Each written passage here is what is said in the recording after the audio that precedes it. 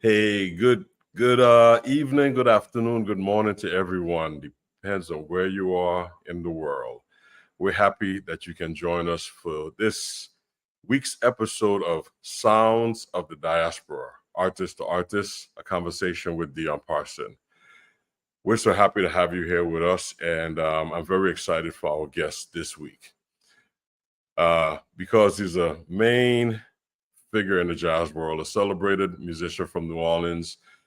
He plays so many styles, versatile musician, and one of my dear friends, one of my big brothers, one of my mentors. Please join me in welcoming to Sounds of the Diaspora, Mr. Donald Hairston Jr., Big Chief. Y'all ready? I'm not gonna do that. I was trying to get rid of the go to airplane mode, but it turns off the Wi-Fi. We're good. We're live, Donald. We're live. Oh, beautiful. We're live right now. Welcome to Sounds of the Diaspora. How you doing? I'm doing fine. How are you? I'm good, man. I'm good. So where are you right now? I see it says New Orleans. Are you at home in New Orleans? Yeah, I'm in New Orleans. Not getting the total warmth that you're getting there in the Caribbean, but New Orleans warmth. Better than the East Coast. Good, man. But listen, it's so good to see you, man. And thank you for agreeing to be on our show today. Oh, it's great to be here and talk to you. One of the key contributors to things that I've been trying to do in music. So it's great to see you and talk to you again. Likewise, man. Likewise. So let's just jump into this, man. So the great Donald Hairston, you're an innovator, icon, mentor, an NEA jazz master. You wear many hats. You're a big chief, carrying the torch of your family's legacy. How did this all started for you? Tell us about Donald Hairston growing up in New Orleans. Well, New Orleans has a strong African presence, and I grew up in the culture in New Orleans as a cultural participant when I was young at what we call second line parades, and also the tribal culture that's offshoot of a place called Congo Square, which is the only place where Africans were allowed to continue their culture in the northern hemisphere. But I and many other people who are in the culture consider New Orleans the northernmost Caribbean city. So we have one foot in America and one foot in the Caribbean. And we we have a lot of customs that come from Africa, like the Caribbean islands. That's great, man. It's geographically connected, and from the diaspora, you know, folks travel from Africa, South America through the Caribbean, ended up in New Orleans. There's a unique sound to the music, and we know that New Orleans is the home of jazz. But how did you get started? How did the saxophone come into your life? Can you tell us about that? Well, my father, who loved Charlie Parker and a number of other jazz artists, saw the saxophone in the window of a music store when I was about 10 years old, and he decided that I should play the saxophone just from seeing it in the window. So he bought it, and he gave it to me when I was young, but I hadn't decided to be a saxophonist, so I didn't really pick it up until I heard Grover Washington playing Mr. Magic, and then I remembered I had a saxophone, and I learned Mr. Magic, and I never put it down since. But my father, you know, he steered me in the direction of Charlie Parker when I started. So I started following Bird. I'm still a disciple of Charlie Parker and his teachings. So your father just saw the saxophone in the window, bought it, and decided that that's what you're going to do. Yes, I guess he was right. It took about 5 years for me to agree with him, but That's what happened. Oh man, well, you know, I'm glad that happened. I think it's a good investment. Yeah, I think he made a wise choice, and I'm so happy that he had some kind of premonition. That's good. That's good. Hey, what you say? You know, our elders, they look upon us and they see things that we don't see. And I'm sure you look, you know, now that you're in the position you're in, you're looking at some of the young folks and you're seeing things that they may not see. And there's a definite connection. So I'm happy that happened, at least from my end, because you mentored me in so many ways that I didn't even know where it would lead to, and this is where we are today. So I just want to personally thank you for what you've contributed to my life as a elder, and as your father passed that information down to you. So thank you. Yeah, you know, Art Blakey was another great mentor, but we all have things that are unique to us that we're going to do in life, and we need to nurture each other and Mm, help all those things come out for everybody, because we're a big family, you know, and family helps family, and we're gonna bring something beautiful to the world, and peace and love at the end of the day is the mission, and yeah, a better universe. So that's what we're working on. But definitely. initially, we're just trying to figure out the music, but we know that in the back of our minds that that's what we're doing. But the older you get, the more focused you become on that. Definitely, definitely, definitely. So talk to us about so you got the saxophone. It took you 5 years to figure it out, growing up in New Orleans, and then you left New Orleans and went to college, and then things started taking off from Berkeley School. How was your experience at Berkeley, and how did that influence you? Well, the first thing I want to say is that Charlie Parker made a statement that changed my life. He said, if you don't live it, it won't come out of your horn. Hmm. They teach you that there's a boundary line to art, but there is none. Hmm.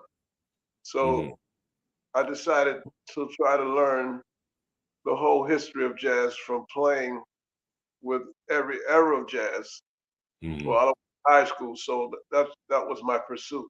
I was Okay. fortunate to come from New Orleans and be able to play with guys who were playing in the 20s and 30s here in New Orleans. And then Wow.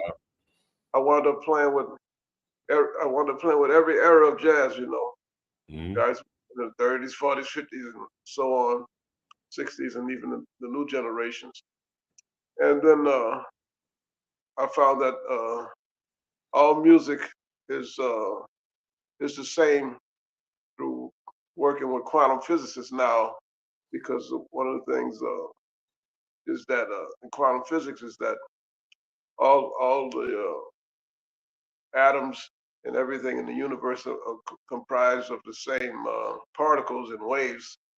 So it's the same thing with music. All music has the same elements: rhythm, melody, your personal experiences, each person's experiences, and so all of these things, we just do them a little differently. Each person does them a little different, but we're all using the same thing. So it helped me to find that music was different. It was all the same. But after that's where I am now. But after I left here, I went to Berkeley and hung out with a number of young artists who are at the top of the game now. You know, remember at Berkeley we had Kevin Eubanks and Branford and Wallace Roney, just a number of Jeff Watts, just a Hmm. number of great young musicians who were there that I could play with and share ideas with. And Hmm. then some kind of way out, I got a gig with Roy Haynes when I was 19, and Okay. he taught me a lot about bird and bebop. But I used to ask him a million questions, and I started hanging out with the beboppers in New York first, and Hmm. spent like 15 years with Roy Haynes and Art Blakey and Walter Bishop, just a lot of beboppers. That was my focus, Charlie Parker. So Right. those guys, one of the happiest days of my life was when they said that I was their bebop brother, you know, because Okay. I asked some questions till they said, you know what, this little kid, he sort of got it, man. He's a bebopper. Because that's a very private club, which I didn't know at the time. Right. You know? So I'm passing on what I learned from those guys about bebop. Now, finally realized I needed to really pass that on, the specific ideas that Charlie Parker taught those guys. Right. They taught me what Charlie Parker taught them. Right. That was a beautiful thing. Yeah, that's great, man. To play with Roy Haynes and Walter Bishop and those guys, man. That's beautiful. I had the pleasure of meeting Roy Haynes. I remember playing with you one time, and Roy came to the gig, and I met him, and then we got reintroduced again later on with AT when AT moved back from Paris.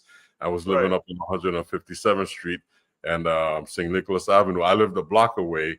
And one night, AT just called me. I was like, "Hey, man, come by." And I went by, and Roy was sitting in the living room, and he hung out all night. You know, so that lineage, man, is really great to have that. But I've always considered you someone that was like at the top of your game all the time, man, and I admire that, and it was a great inspiration for me when I when I was in your presence and in your company, especially when I worked with you. And I really, I want to thank you for that. I know one of the things that I learned from you was the versatility. You talk about quantum physics now, but back then that was something that you always had a interest in, because we would talk about the Caribbean so much and the rhythms from the Caribbean. How did that come about? Because before you answer that, I just got to say, man, Frank Roscoe Lacey at Rutgers University came into my practice room one night. I was working on my swing, man. I was like, in it hard. And he stopped me. He said, "Man, I know what you're trying to do, but don't ever forget where you came from. Don't ever forget your Caribbean roots, man. Trust me, it's going to be important one day." And the next person to ever have that conversation with me, fast forward coming out of Rutgers from the late 80s, was you. That's how that circle connected. Well, yeah, I knew you had something special to offer because of that. I mean, you taught me stuff about the Caribbean. I was picking your brain like I was picking Roy Haynes' brain. See, I didn't know that at the time, man. I was just trying to make the gig. No, I know, but I mean, you enlightened me about certain things. But like I said, we're all sharing information. Art Blakey used to say, "A fair exchange is no robbery." So Right. we all had a fair exchange with the musicians. I would give them ideas about what I experienced, and they would give me ideas about what they experienced, even if they didn't know that they were doing it. But we found a happy medium. Well, my thing was to make everything that I was listening to into a jazz paradigm. And I always say, and it's not mean, but it's true. The person who can hear something and or hear a new concept and then put it together is very special, because it's easier to it's not easy, but it's easier to replicate something that you heard from someone else. Right. Hard to find something that wasn't there before. So we did a dancehall beat and you put a swing to it. So to me, it was brilliant that you were able to understand what I was saying to you and find a way to make it a reality. Right.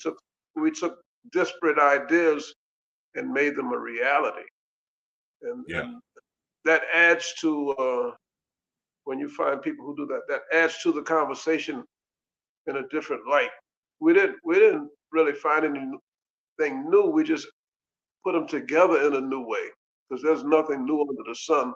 But we did put it together in a new way.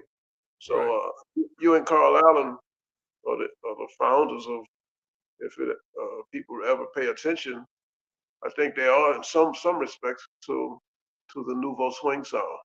You're Yeah, the that boss. Nouveau Swing sound was very unique, and it was Grammy nominated, and it set it set a path for something, you know, because up until that point, working with you, the only other person I ever heard did anything Caribbean in the jazz platform was Monty Alexander, and but it was like separate. Monty would do reggae or jazz, and it was, you know, and you found a way to merge them together, and so that Nouveau Swing project was for me uh, a you know, a pivot point. It was a platform for me to say, "Wow, okay, this is possible," and it stopped me thinking about a lot of things as well. But you know, it took you in another path as well.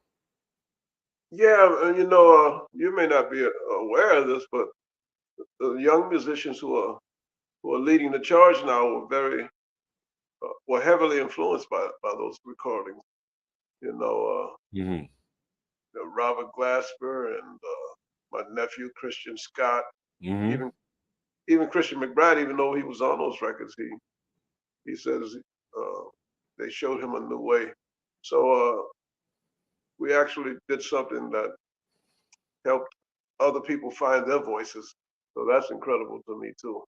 Oh, But it makes me feel very happy.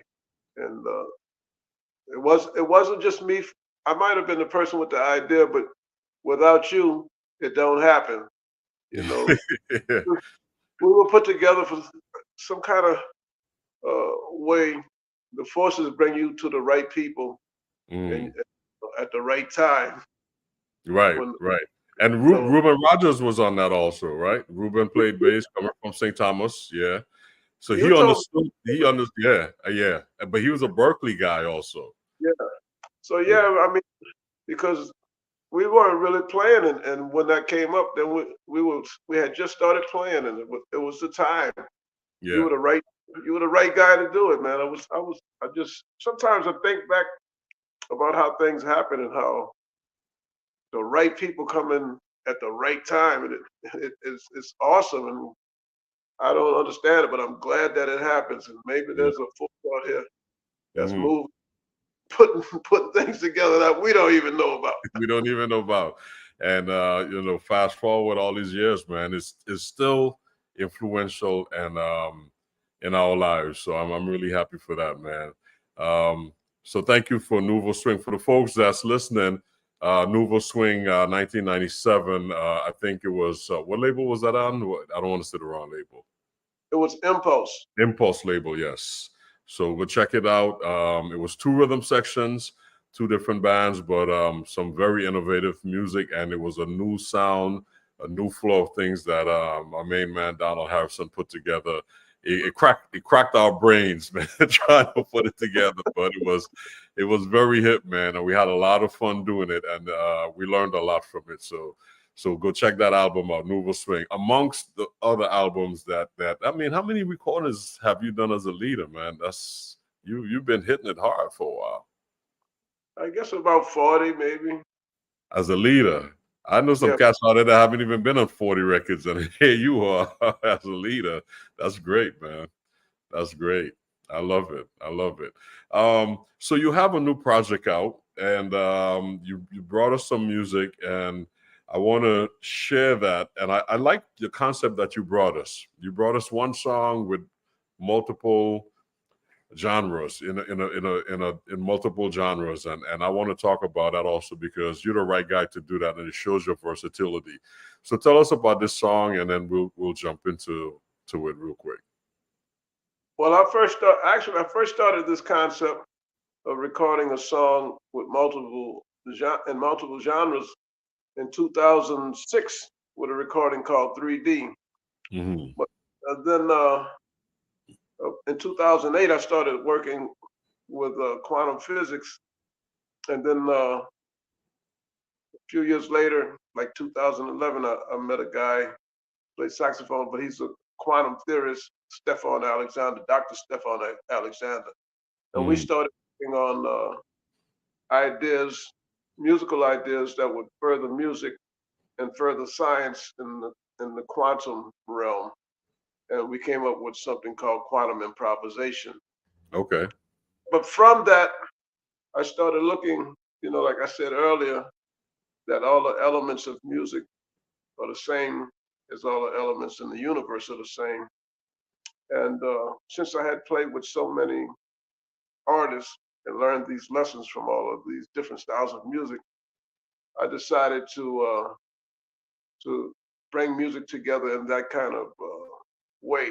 So I wanted to make songs, write songs that were could be played in any style of music, and then I put the Nouveau Swing paradigm in it and came up with something I call the omniverse jazz version, which is a jazz version that incorporates 9 different styles of music Okay. into one sound. So I call it the Nouveau Swing version because that's what Nouveau Swing was. But this is Nouveau Swing amped up to another level.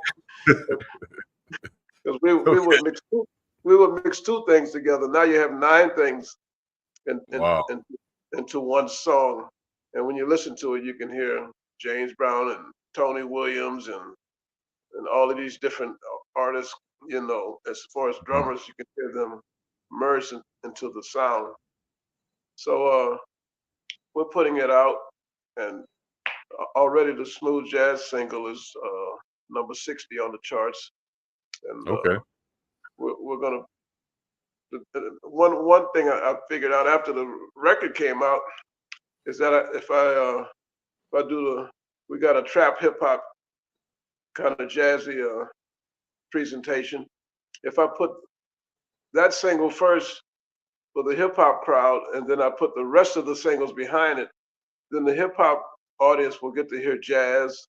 They'll get to hear reggae. So it opens up another paradigm in terms of showing that all music is the same, and gives people an opportunity to hear multiple versions and multiple styles and open their palettes up. So this could be something that really brings the music together and people together in a different way.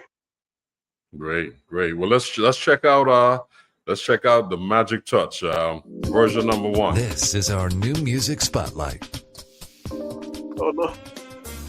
That smooth melody is the new single from saxophonist and NEA jazz master Donald Hairston, titled The Magic Touch. Donald Hairston's new project, The Magic Touch multi-genre singles, debuts his new concept of omniverse, multiverse music. Hear The Magic Touch by Donald Hairston right here daily, and find out more at donaldhairston.com.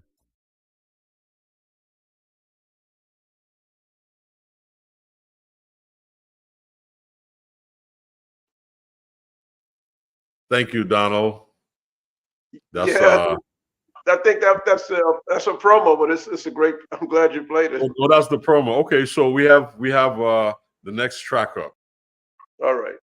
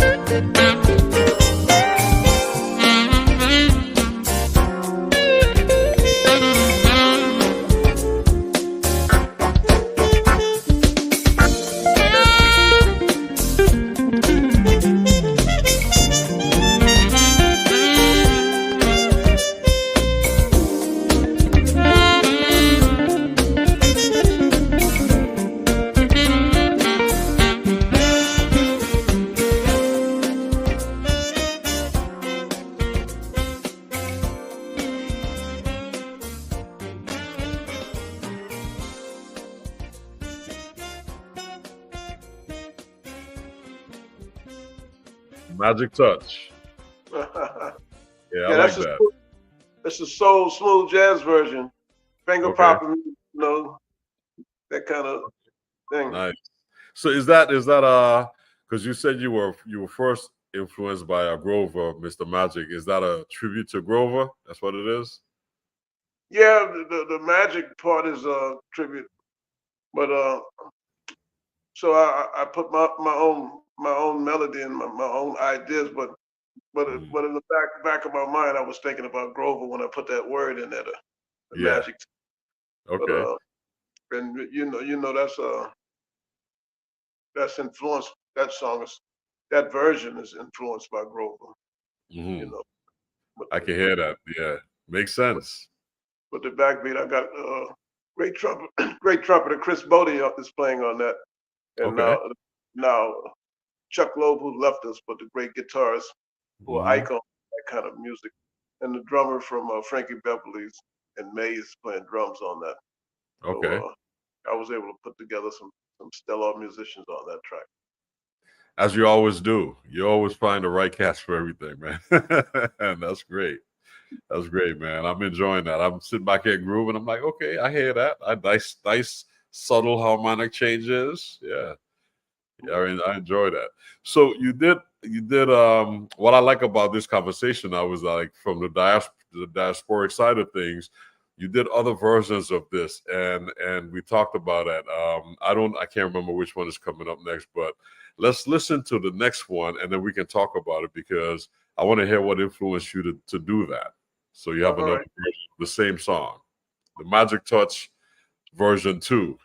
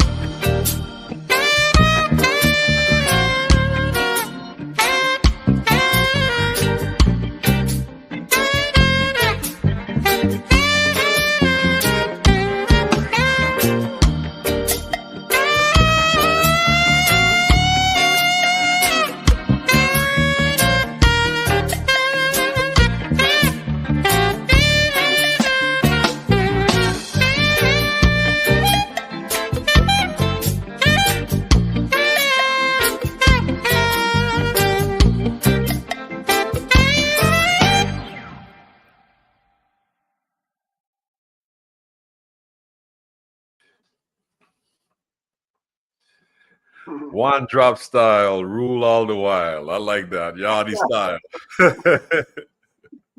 I like that. That's nice, man. You That's know, huh? I said that's because of my love of Bob Marley. You can hear Oh that yeah. roots, hear the roots in there, man. Oh yeah. One drop. That's what I'm saying. One drop style, Yeah. rule all the while. You know, it's I always say to folks, man, when I'm performing, and every once in a while we'll do a song with a strong reggae one drop beat like that. And I say, anybody that ever went to college and had to stay up late at night to study with some Bob Marley on, know what I'm talking about. Bob Marley, very influential, but that groove, that's nice, man. I enjoyed that. Beautiful. If you enjoyed it, I know we did it right because you're the real deal. Yeah, man, it's in there. The melody is different it's the same the melodic notes, but it's different than the smooth jazz version, but it's in there. Yeah, that you have to fine tune.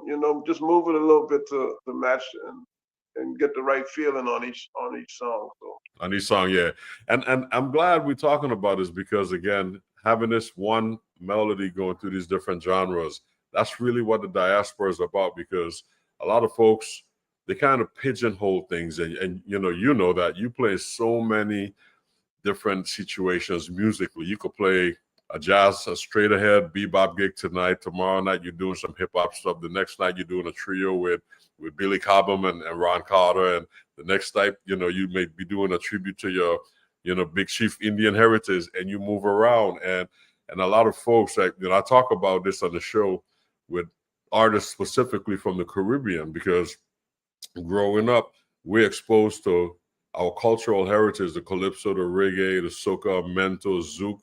Every island has its own thing, and we're exposed to that.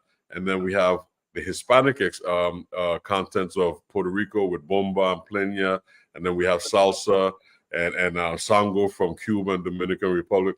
Even before we get to the U.S., we have all of this going on, And you being from, it's a lot of music. It's a lot of music, and you being from New Orleans have a similar thing, because Second Line, which is indigenous to New Orleans, a lot of people that's not from Louisiana, they don't even know what Second Line is. They have no clue, and so that's why I love when we connected. I love all of that stuff that you was doing, because it just remind me of home, and it's the connection not only about the music but the food. So it makes a lot of sense, and that's what we discuss here on Sounds of the Diaspora. We talk about all of those things, and I'm so happy you said that it's all connected, because a lot of people don't see the connection, or rather hear the connection. They really don't. They really don't. And you do. From day one, I knew you had that figured out. So that's great, man. Well, one of the things we all share, some people call it the clave, but we play off beats, and Right. our music is dance music. Mm-hmm. So, and it's also the fabric of everyday life. It's part of the fabric of everyday life. So Right. we all share that, and it's that culture permeates our being, and it comes out.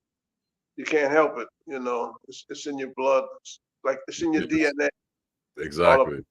And Syncopation is there. I mean, we have it in there, like you said, a clave. You have a 3-2 clave or 2-3 clave, and then you have the bossa nova clave, and reggae has a clave, and a lot of people don't know that reggae has a. I did a tour with Ernest Ranglin, the great guitar player, Ernest Ranglin, one time, and he had to do a workshop. With the band was doing a workshop in Switzerland as part of the gig, and he said to me, and he was a very laid back gentleman. He said he used to call me Papa. He said, "Papa, let's sit down and work out some rhythms to teach the picnic them, meaning teach the kids." And we talked for about 2 hours over lunch. And that was the first time I really heard the history of Jamaica, the reggae music going way back to Mento and their version of Calypso being influenced by the one radio station coming through Jamaica from New Orleans that played all the rhythm and blues, Blueberry Hill and all of that. That's why a lot of the older Jamaican musicians sang those tunes, because that's what they heard on the radio. And that was the first influence of American music coming to the Caribbean, because everything else from that was our own Caribbean culture. So it's interesting to hear how and it's all connected. It's really all connected, man. Like he says, offline, we're going to talk more about this quantum physics. Yeah. All right. I want to talk about what Ernest Ranglin told you, because I heard a lot about they were listening to New Orleans music, but you have first-hand information. Yeah, so that's what, and the two things that I learned from Ernest with the music component and the movie component. So they had one main movie theater in Kingston, and they played all of the spaghetti westerns.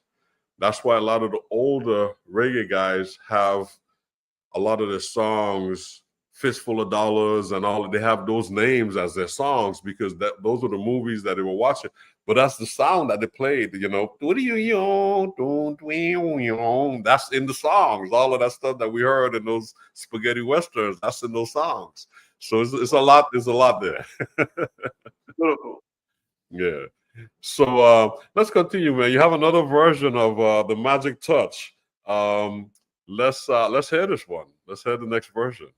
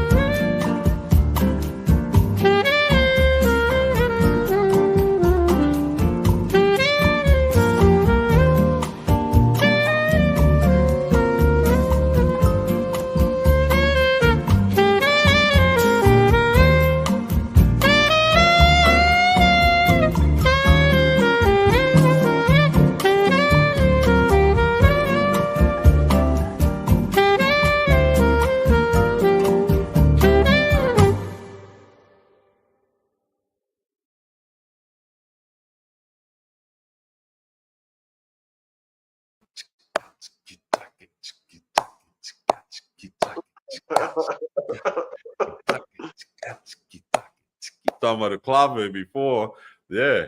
There you go. That's Brazil. great. Brazil. Yeah, so a little bossa nova. Mm-hmm. I was just trying to get the feeling of being in one of those little cafes on Ipanema on the beach. You know, the guitar player in there and a few other people, and the sultriness of Brazil. Yeah. Capture the feeling of that on that version. Definitely. It's nice, man. Beautiful. And a lot of people don't realize that South America, Brazil, all of those countries there is very influential in all part of the diaspora as well. We rule it out because it's not officially America, but it's so much great music that came from there, man. I mean, you look at the history of Brazil and the stuff that Stan Getz did with Astrid Gilberto and Jobim and that whole era. So many great groups. The Zembo Trio that came out of there, and Milton Nascimento. All of these guys that have contributed to that wonderful sound that makes bossa nova great. It's it's really amazing. So, thank you for that version. That's really nice.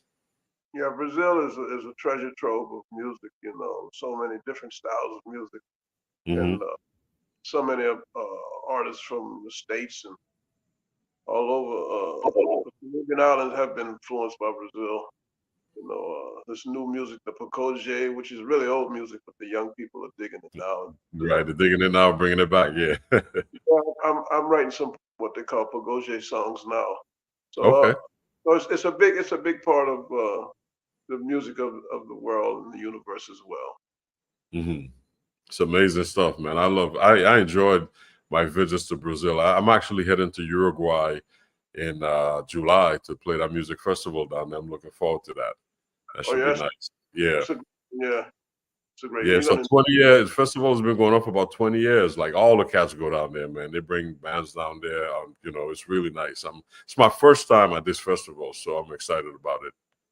Yeah, they really love the music down there. So you're gonna have a good time. Yeah, I'm looking forward to it. So we had the smooth jazz version of the Magic Touch. We had the reggae version. We had the bossa nova version, and you got something for everyone. So let's hear this next version because I know you're bringing something nice with it.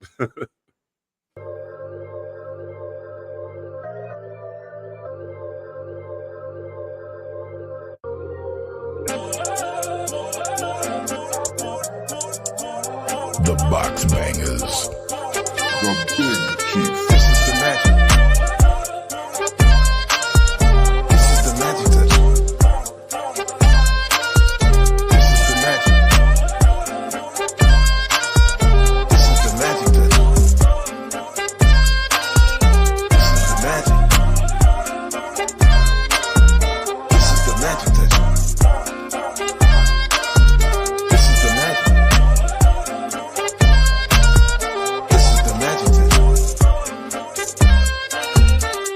In the morning, and on the sleep and yawning. We be with the business. It's better than I dreamed, cause it seems like a fantasy. That magic touch, you got that magic touch.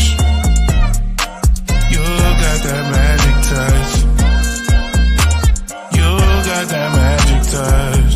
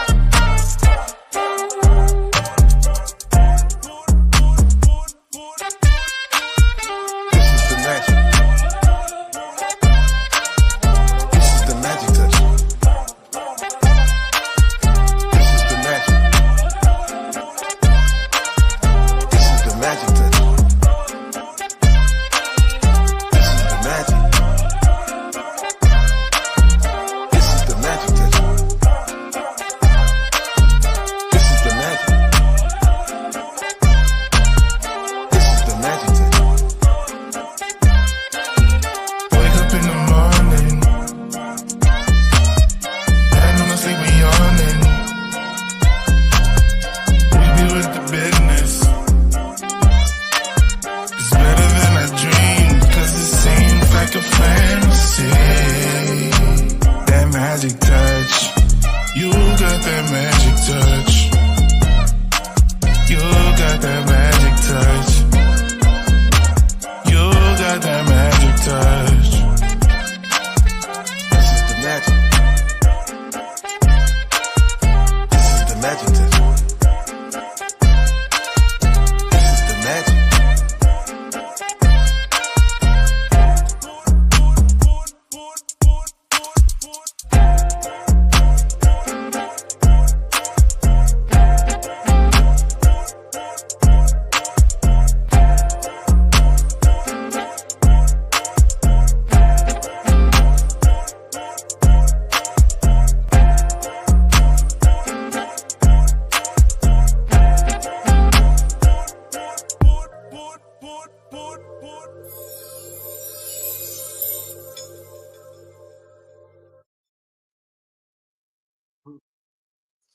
Man, I like that, man. That's really nice. That's funky. It's trap jazz, you know, mix some trap hip hop jazz with jazz, man. Yes, sir. Yes, sir. Got some Count Basie elements in there and Mm-hmm. some stuff all mixed up into a little hip hop ditty, man. Yeah, that's great, man. You got something for everybody on that one song, man. That's a great concept. You have 3D, you know, 3 different versions of multiple versions of one song coming out. I like that, man. That's great. Well, I appreciate it, and I just hope that it brings more people together from disparate parts of our diaspora, Mm-hmm. so we can be under the same umbrella. Definitely. As human beings. Now you got it. Yeah, exactly. This is great, man. I know you moved back to New Orleans after spending so many years in New York, and then Katrina hit and you committed to education. I just want to, we're going to wrap up a little bit, but I just want to have you say something to the young folks. Just share with them, now that you're older and you're a mentor and you've done so many great things and influenced so many people, including myself. Share with the young people, that 19-year-old, when you were on the road with Roy Haynes, being 19, what advice do you have for that person? This is one of the things I tell. A couple of things. I'm gonna share a couple of things. If music is like a bank account, you can't take anything out you didn't put in. So that means just work hard and develop your craft, and it will eventually come out in your playing. The other thing is, since we're talking about work, if you put in the work, it will manifest. So I'll give you this example. If you take a shovel and you go into the woods and you just dig one time, but you do that for 50 years, you will see the result of that work. It will be a humongous hole, and anybody who passes will see that somebody did some work. So if you get up every day and you do your work, right, the results of that work will manifest. You will not. No one will be able to ignore it. So just remember those two things. If you do the work, it'll manifest in you, and you'll see it, and everybody will see it, and you will have contributed to the world, and hopefully do something that helps other people, and with your work, and then you become what I call necessary. Right. That's great advice, man. That's great advice. Thank you very much for sharing that with our young folks. Thank you for sharing that with me, man. And I want to thank you again for taking the time out of your busy schedule. I know how busy you are, man. Because I've been trying to track you down for a minute. So thank you for being on the show, and we hope to have you back, because I know you have a number of projects. I would love next time you come back to go back to some of the things you did in the past, so folks can actually see how the Big Chief got to where he is. We can follow your lineage, because I think that's important as well, because you've been a trailblazer for a lot of folks, and we didn't really talk about that. We focus really on your project right now, but I would love to have you back to really share with our audience your musical historic past. Like you said, it's like a bank account. You can't take out what you didn't put in. So let's visit all of the things all the investments you've made along the way. I would love to have you back to do that. I'd love to be back. Always great to see you. Likewise, man. Ladies and gentlemen, the one and only Mr. Donald Hairston, man. Thank you for joining us, and thank you for sharing your new project, The Magic Touch, with us. And I'm very excited, and I'm glad that you were able to make this, man. You know, one of my favorite musicians, someone that I had the pleasure of playing with. He was a mentor to me. I actually recorded with him on his Nouveau Swing album, and we talked about, you know, the dance hall project that he put together for that album. You know, one of the things that I liked about Donald Hairston is that he doesn't just do recordings. Everything is a concept, and we were influenced by many elders that always talked about concepts. So I'm grateful for him for sharing that. So thank you guys for joining us for this week's episode of Sounds of the Diaspora. We have a wonderful show for you next week, a very unique show. These two gentlemen that you're seeing, Mr. Leon Foster Thomas and Mr. Victor Provost, are going to be joining us next week, but they are going to be talking about specifically the history of steel pan. That's what the show is about. We'll have them on another time to talk about their own projects and their own likeness, but next week is specifically about the history of jazz, the steel pan, from its inception up to where we are, see how far we get with it. So join us next week as we bring Mr. Victor Provost and Mr. Foster, Leon Foster, to the table as we present the history of steel pan at Sounds of the Diaspora, Artist to Artist, Conversation with Dion Parson. Take care. All the best. God bless.